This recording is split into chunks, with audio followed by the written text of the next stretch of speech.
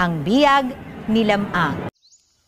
Sa lambak ng Nalbuan, sa baybayin ng ilog na Gilian sa La Union, ay may mag-asawang kilala sa pangalang Don Juan at Namongan.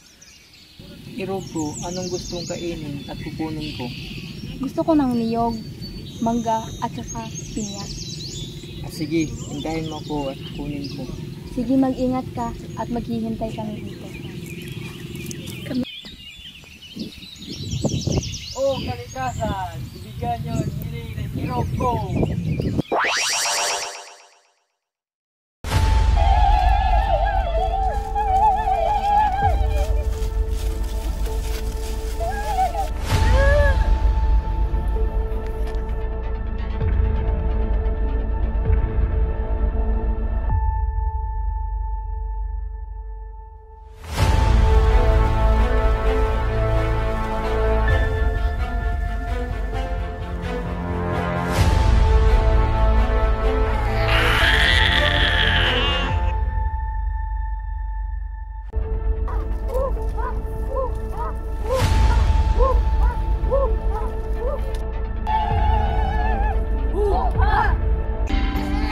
Isinilang ni Namongan ang kanyang anak.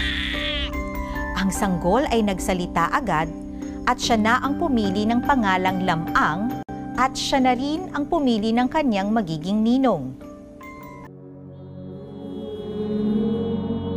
Sa gulang na 9 na buwan pa lamang ay malakas, matipuno at malaking lalaki na siya.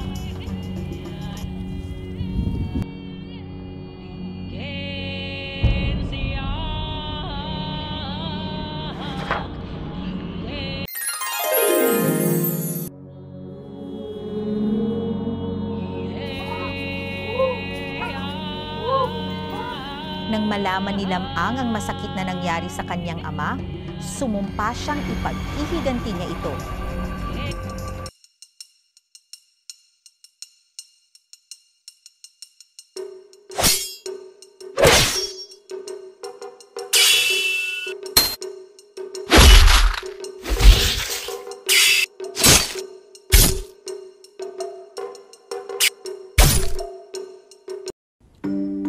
Umuwi si Lamang sa Nalbuan. Naligo siya sa ilog Amburayan sa tulong ng mga dalaga ng tribo. Dahil sa dungis na nanggaling kay Lamang, namatay ang mga isda sa ilog Amburayan. Matapos mamahinga, ay gumayak na si Lamang patungo sa Kalanutian. Sa daan patungo sa Kalanutian, ay nakalaban niya ang higanteng si Sumarang. Pinahipan ni Lamang sa hangin si Sumarang at ito ay sinalipadpad sa ika-7 bundok.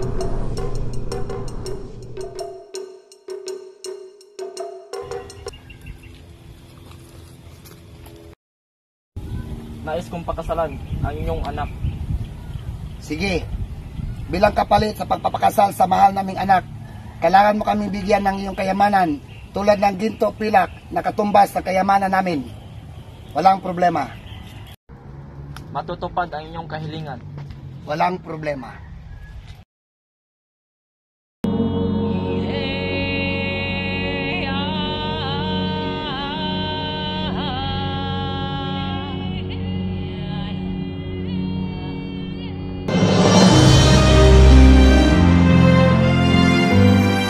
Si Ines at si Lamang ay ikinasal ng marangya at maringal sa simbahan.